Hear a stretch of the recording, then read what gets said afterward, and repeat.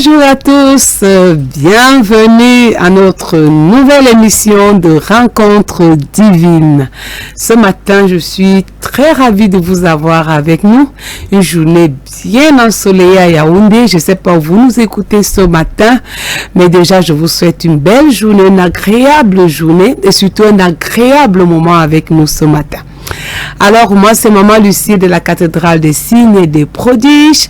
Si ravie d'être avec vous, chers téléspectateurs de Canal 7 Gospel, de Radio Libération. Un plaisir à nouveau de partager ces moments intenses avec vous. Alors, nous avons commencé une série merveilleuse, une série enrichissante, une étude vraiment profonde sur la personne du Seigneur Jésus-Christ. C'est une étude glorieuse, vous savez. Plusieurs personnes, parfois, ils prennent du temps pour étudier à propos peut-être de Nelson Mandela, ou bien de Hitler, ou encore d'autres personnages qui ont marqué le cours de notre histoire. Mais c'est une bonne chose, c'est vrai, mais c'est plus glorieux aussi, surtout, de prendre du temps pour étudier la personne du Seigneur Jésus-Christ. Alors, nous avons vu déjà son éternité, sa divinité, son incarnation. Nous avons déjà vu pas mal de points le concernant. Alors, ce matin, nous allons parler de sa mort sacrificielle. Nous parlons de la mort de Jésus-Christ. Waouh, qu'est-ce que c'est merveilleux. Alors, pour commencer ce matin, nous allons aller ensemble. Nous allons lire ce texte dans Jean chapitre 10, verset 11. C'est avec ce texte que nous allons commencer ce matin. Ce qui est merveilleux lorsque nous faisons ces études, c'est que nous pouvons aller à travers les Écritures parce que justement, nous voulons nous rassurer de la véracité de ce que nous prononçons ici, parce que nous ne parlons pas juste de notre pensée, de notre intelligence, mais nous déclarons des choses qui sont écrites dans la parole de Dieu. Alors, j'espère que vous avez votre Bible et arrêtez un peu une minute ce que vous faites ce matin. Vous voyez, c'est important. Si vous pouvez prendre juste un moment pour écouter, un moment pour aussi prendre votre Bible et parcourir, pourquoi pas, pendant que nous sommes en direct. Alors, Jean chapitre 10, verset 11, Jésus va dire ici, « Je suis le bon berger. Le bon berger donne sa vie pour ses brebis. » Amen. Jésus, vous savez, il était un berger. Quelle image merveilleuse que Dieu utilise. Vous savez, les bergers aujourd'hui, nous connaissons tous ces bergers, n'est-ce pas? Ils s'occupent d'un troupeau. Qu'est-ce qu'ils font avec ce troupeau? Ils vont s'assurer que le troupeau ne manque de rien. Surtout qu'ils les amènent vers des verts pâturages, là où ils auront de la nourriture en abondance. Ils vont aussi se rassurer que ces troupeaux soient protégés de leurs ennemis, qu'ils ne soient pas attaqués par des lions. Vous savez, il peut y avoir un troupeau de bœufs, un troupeau de chèvres, un troupeau de moutons.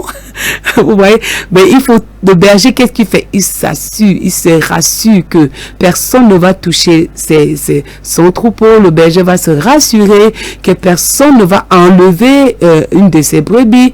Mais voyez-vous, Jésus, il allait plus loin. Il a dit, je ne vais pas m'arrêter seulement à ce niveau. Moi, je suis le bon berger. Alors, ce que je veux faire, ce que je veux prouver mon amour encore plus fortement pour mes brebis, je veux leur donner ma vie. Et vous savez, la brebis de Dieu, c'est toi. La brebis de Dieu, c'est vous. La brebis de Dieu, c'est moi. Nous sommes les brebis de l'Éternel. Amen. Tu es la brebis de Dieu. Alors, Jésus dit, je vais donner ma vie pour ma brebis. Amen. Et la Bible nous dit dans 1 Jean chapitre 3 verset 16, il est dit, nous avons connu l'amour en ce qu'il a donné sa vie pour nous. Amen. Nous aussi, nous devons donner notre vie pour les frères. Nous avons donc connu l'amour. Quel est donc cet amour? L'amour de Dieu a été manifesté par le fait que Christ a volontairement, il a choisi, personne ne l'a forcé, il a vraiment décidé en lui, je vais donner ma vie pour mes brebis. Alors, ceci nous montre, il a dit, je veux pousser mon amour plus loin en donnant ma vie. Amen. Je pousse mon amour plus loin en me donnant moi-même. Je vais aller encore plus loin. Oh, alléluia. Je vais me donner pour mes brebis, pour leur montrer qu'ils ont une place et pour les faire comprendre qu'ils sont importants pour moi, pour les faire comprendre qu'ils sont un peuple que je chéris, alors je vais donner ma vie pour eux. Je veux m'offrir. Amen. Et c'est ainsi que Christ prend la décision de quitter sa gloire, de quitter son trône merveilleux, de quitter sa position. Et comme nous avons vu dans son incarnation, il s'est humilié lui-même. Il a pris la forme de l'homme. Il a dit, je vais mourir pour mes brebis. Alléluia. Jésus pousse son amour et dit, je donne ma vie pour mes brebis. Amen. Et c'est ainsi que Christ va venir s'offrir pour nous. Amen. Alors dans Éphésiens 5, verset 10, que nous allons aussi pouvoir lire ici dans Éphésiens 5, il dit, et marchez dans l'amour à l'exemple de Christ, qui nous a aimés et qui s'est livré lui-même pour nous comme une offrande et un sacrifice de bonne odeur. Christ est venu s'offrir comme une offrande. Vous savez, dans l'Ancien Testament, il y avait un sacrifice qui devait être offert pour le pardon des péchés. Alors, ce sacrifice-là, chacun devait apprêter un sacrifice qui devait être, qui devait avoir une bonne forme, qui devait être sans tache. Et nous avons vu dans la perfection de Christ, il devait être sans tache, il ne devait pas avoir un pied fourchu, un pied tordu. Alors Jésus-Christ a dit, moi je veux être ce sacrifice-là. Et dans l'Ancien Testament, on l'offrait pour le pardon des péchés. Dans l'Ancien Testament, on l'offrait parce qu'on voulait recevoir une bénédiction de Dieu. Jésus-Christ est venu maintenant, il a dit, je ne veux plus que vous offrez des agneaux. Je ne veux plus que vous achetez des béliers. Moi, Jésus, je suis l'agneau qui va m'offrir pour vous. Et Jésus-Christ vient donc volontairement pour s'offrir en sacrifice. Il s'offre pour vous et s'offre pour moi. Voyez-vous, il se donne pour vous, il se donne pour moi. N'est-ce pas merveilleux? Nous sommes vraiment privilégiés, chers téléspectateurs de Canal 7 Gospel. Vous qui venez peut-être de vous connecter à cette chaîne, je voudrais dire ce matin, Christ s'est offert. Il s'est offert en sacrifice. Et c'est un sacrifice parfait qu'il a fait. Il a dit, je vais me donner moi-même, je vais me sacrifier pour que nous n'ayons plus à sacrifier. En effet, nous n'avons plus à sacrifier quoi que ce soit parce que Jésus-Christ s'est déjà offert comme l'agneau pascal pour nous sauver, pour nous délivrer, pour nous affranchir. Amen. Et c'est ainsi que nous allons lire dans le livre de Matthieu, chapitre 20, verset 28.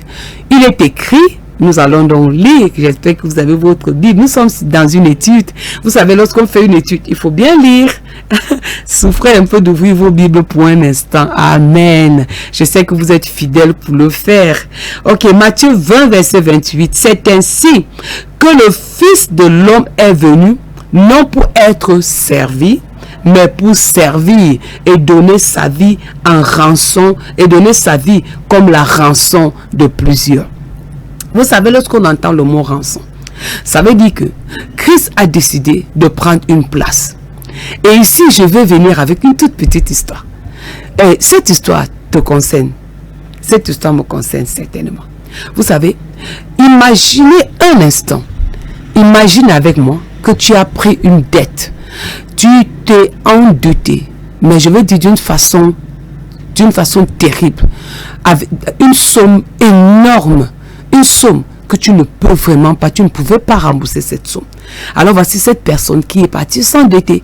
Il a pris un crédit et voici maintenant, on va venir lui dire, tu dois maintenant payer ta dette. Et la personne dit, je n'ai pas. Et il répond, je n'ai pas de l'argent pour payer, je n'ai pas les moyens, je ne peux pas vraiment payer, c'est trop pour moi. Et on va prendre cette personne et on va jeter en prison. On va dire, là maintenant c'est terminé. Puisque tu ne veux pas me rembourser mon argent, tu ne veux pas payer ta dette, alors tu vas rester enfermé, je dis alors pour toujours, parce que tu dis que tu ne peux rien. Alors voilà cette pauvre personne qui est prise et qui est jetée en prison. C'est pathétique, n'est-ce pas? Et en fait, il est là parce que c'est vrai, il ne pouvait pas payer.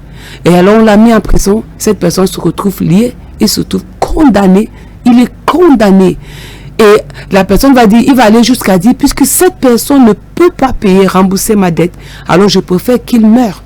Je préfère qu'on le pente, qu'on fasse n'importe quoi, pourvu que cette personne, que ça soit terminé avec lui. Et c'est comme ça que cette personne malheureuse se trouve enfermée, se trouve privée de sa liberté. Il se trouve bloqué de tous les niveaux parce que quoi? Il sait qu'il ne peut pas, il n'a pas de moyens. Alors, il est là perdu. Il ne sait plus ce qui va se passer avec lui, avec son cas. Il sait que c'est la mort certainement qui l'attend. Il sait que c'est la mort certainement qui est à sa porte. Alors, qu'est-ce qu'il va faire? Il ne sait plus quoi faire. Mais subitement, une personne arrive et cette personne dit, qu'est-ce qui ne va pas avec toi? Il va dire, vous voyez, me voici, j'ai pris un crédit, j'ai fait quelque chose de terrible, je suis bloqué et je ne peux pas maintenant rembourser ma dette. Et me voici, on dit qu'on va me tuer. Et cette personne va dire, ah bon? Alors quelle est la somme de ta dette? Il dit, je ne peux même pas dire parce que le montant est énorme, c'est volumineux. Et la personne va dire, ok, et qu'est-ce qu'on dit maintenant? Il dit, on dit, je vais mourir. Et cette personne va dire, ok, moi je suis venu t'annoncer une bonne nouvelle, tu ne vas pas mourir. Je vais prendre ta place. Toi, sors de la prison et moi je veux prendre ta place. Alléluia. C'est ce que Jésus-Christ a fait pour nous. Jésus-Christ est venu et il a dit, cette femme était condamnée, ce monsieur était condamné, cette personne était condamnée, moi je prends sa place. Alors je dis, tu es libre, parce que moi je prends ta place. Maintenant là, sors de la prison. Et je voudrais dire à une personne ce matin, voici donc une bonne nouvelle pour toi. Jésus t'a libéré, Jésus t'a affranchi. Jésus dit c'est fini, le prix est payé, la dette est terminée, la condamnation est annulée. Moi je prends ta place. Alléluia. Est-ce qu'on peut célébrer Jésus? Est-ce qu'on peut l'honorer? Est-ce qu'on peut l'acclamer? Dit je prends ta place. Et Jésus a choisi de prendre ta place. Il a dit, je vais prendre la place de ma soeur. Je prends la place de ma fille. Je vais prendre sa place. À partir d'aujourd'hui, c'est terminé. La condamnation est terminée. La dette est payée. Jésus a payé le prix. Il a dit, je m'offre en sacrifice. Je me donne pour elle. Je donne ma vie.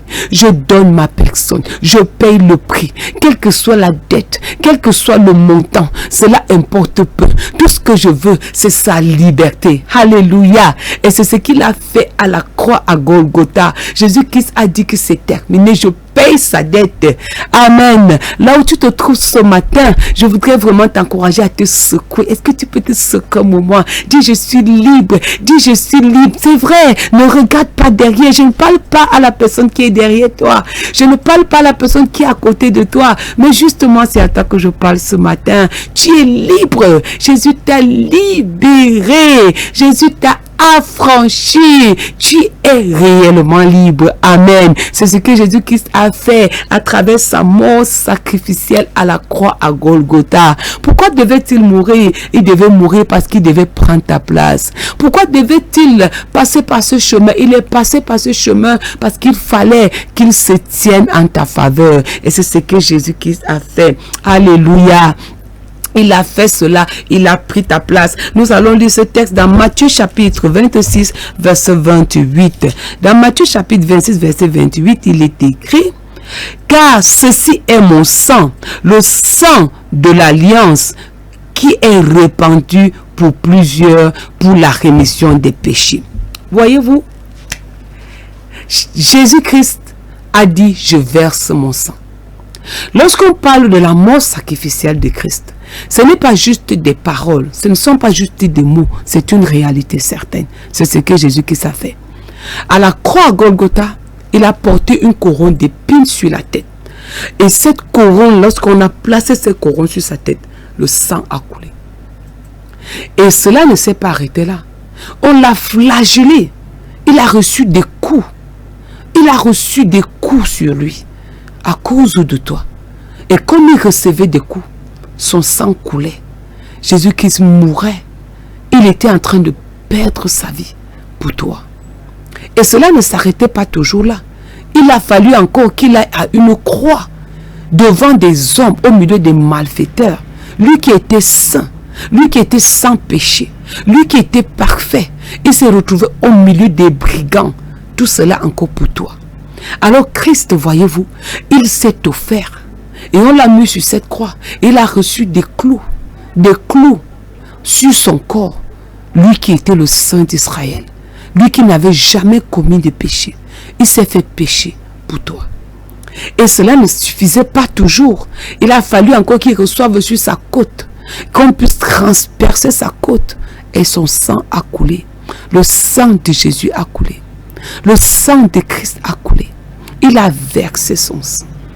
Et lui-même a dit, Père, entre tes mains, je remets mon esprit. Il a volontairement déclaré sa mort. Si Christ ne voulait pas mourir, n'allait pas mourir. Mais il a fait ce choix. Je vais mourir. Je vais donner ma vie. Je veux verser un sang parce que j'appelle ici une nouvelle alliance. J'appelle à travers mon sacrifice une nouvelle relation. J'appelle à travers mon sacrifice une nouvelle communion. Une communion avec qui? Chers téléspectateurs de Canal 7 Gospel, de Radio Libération, ou peut-être à travers YouTube, vous nous regardez en ce moment. Je voudrais dire ce matin, en ce moment, que Jésus-Christ l'a fait pour toi. Il l'a fait pour moi. Il a payé le prix à la croix. Il a versé son sang. Il a dit, en ce qui concerne la vie de cette fille, en ce qui concerne la vie de mon fils, j'ai payé. J'ai donné tout ce qu'il fallait donner. J'ai offert tout ce qu'il fallait offrir. Alors ce matin, voyez-vous, nous ne pouvons pas rester silencieux face à ce char d'amour. Nous ne pouvons pas, c'est impossible pour toi de rester silencieux face à un tel amour. Alors quelle est ta réponse? Quelle est votre réponse ce matin? Qu'est-ce que tu réponds à Jésus? Qu'est-ce que tu vas lui dire? À cette façon qu'il a dit, moi, le bon berger, je donne ma vie pour mes brebis. Alléluia. Nous allons lire ce texte dans Tite, chapitre 2, verset 14. Le texte nous dit, il s'est donné lui-même pour nous, afin de nous arracher de toute iniquité et de se faire un peuple qui lui appartienne, purifié par lui et zélé pour des bonnes œuvres. Amen. Est-ce que vous pouvez dire Amen avec moi? Jésus-Christ nous dit, il est dit dans la parole de l'Éternel, comme nous lisons, dans Tite, le livre de Tite, chapitre 2, verset 14, il s'est donné lui-même pour nous. Amen. Pourquoi il s'est donné? Afin de nous arracher de toute iniquité. Christ s'est donné premièrement pour faire quoi? Pour nous arracher de toute iniquité. Pour nous faire sortir de tout péché. Il s'est donné pour que nous sortions de toute impureté. Je ne sais pas dans quel domaine de ta vie tu te sens captif. Peut-être tu es captif par la pornographie, captif de la prostitution, captif de la sorcellerie. Peut-être tu es captif de Satan, de tout esprit de méchanceté qui veut te tenir captif. Mais ce matin, nous venons avec une bonne nouvelle. Jésus-Christ apparu afin de te délivrer de toutes les œuvres du diable, pour te faire sortir, pour t'arracher de tout esprit d'iniquité. Et comme nous parlons ce matin, au son de ma voix ce matin, tu sors de toute iniquité. Amen. Au nom puissant de Jésus, tu sors de toute pression du péché, de toute pression de saleté, parce que Jésus-Christ a versé son sang pour que ton sang soit purifié, pour que ta vie soit purifiée, pour que ton âme soit purifiée, afin que ton corps, ton cœur soit purifié. Reçois la purification de Jésus. Amen. Reçois la délivrance de Jésus-Christ. Amen. Reçois la libération de Jésus-Christ. Jésus-Christ est mort à la croix pour que tu sois libre. Dieu a tant aimé le monde qu'il a donné son Fils unique, afin que quiconque croit en lui ne meure plus. Oh mon cher frère, ma chère sœur, bien-aimé dans le Seigneur, la mort n'est plus ton partage, la mort n'est plus ta portion, parce que Jésus-Christ s'est donné, s'est offert en offrande sacrificielle sur la croix pour que tu sois libre, pour que tu sois libéré, pour te racheter, pour te libérer de toute pression, que toute pression du péché dans ton cœur te libère maintenant, au nom puissant de Jésus. Que toute pression du péché te libère maintenant, au nom puissant de Jésus. À travers le sang de Jésus-Christ, tu es libéré. À travers le sacrifice de Christ, tu es affranchi. À travers la mort de Christ sur la croix, tu es délivré. Tu es délivré au nom puissant de Jésus. Il a dit qu'il nous a arrachés de toute iniquité afin et de faire un peuple qui lui appartienne.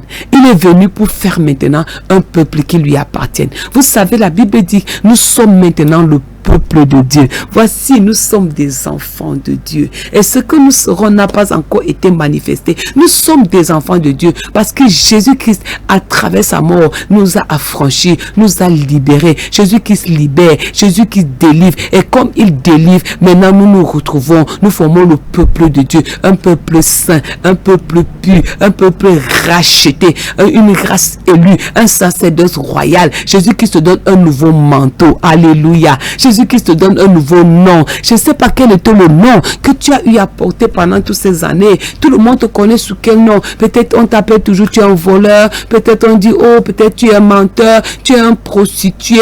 Peut-être qu'est-ce que tu es un sorcier, je ne sais pas quoi. Mais Jésus-Christ à travers sa mort à la croix change ton nom. Reçois ton changement de nom au nom puissant de Jésus. Reçois ton changement de nom au nom puissant de Jésus, parce que maintenant, comme tu écoutes cette message, puisque tu écoutes cette émission en ce moment, Jésus-Christ vient à toi.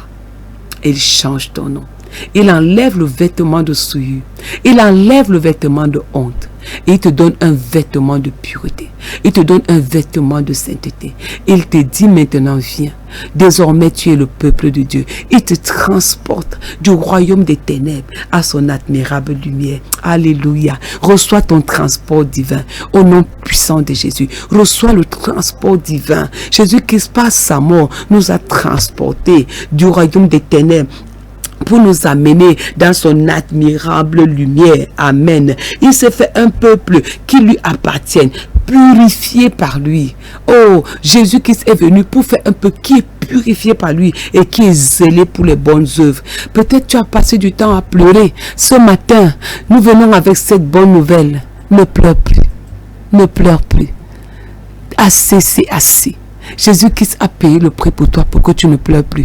Il est dit dans Ésaïe 53 que Jésus-Christ, il a souffert pour nous. Il a été blessé pour nous. Il a été blessé pour nos iniquités. Le châtiment qui nous donne la paix est tombé sur lui. Par ses blessures, nous sommes guéris. Par ses blessures, nous sommes guéris. Amen. Je ne sais pas. Peut-être ce matin, tu es malade. Peut-être tu souffres dans ton corps. Reçois ta guérison au nom puissant de Jésus. Peut-être tu es sous un poids. Tu as un fardeau qui perce sur toi. Mais Jésus qui s'est dit, venez à moi. Vous tous qui êtes fatigués. Vous tous qui êtes chargés. Je vais vous donner le repos. Reçois le repos céleste. Reçois le repos divin. Au nom puissant de Jésus-Christ. Jésus-Christ est venu. Et à la croix à Golgotha, il a dit, j'ai pris sur moi.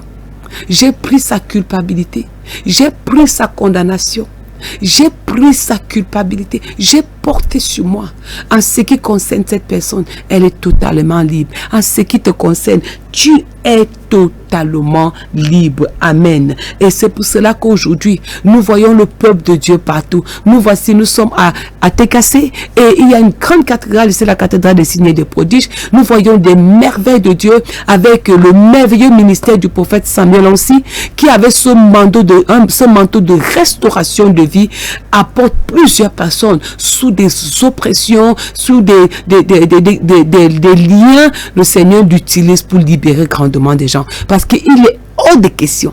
Je dis encore, il est hors de question de rester sous ce poids de culpabilité, de rester sous cette oppression satanique, alors que Jésus-Christ a donné sa vie. Il est mort sur la croix pour ta vie.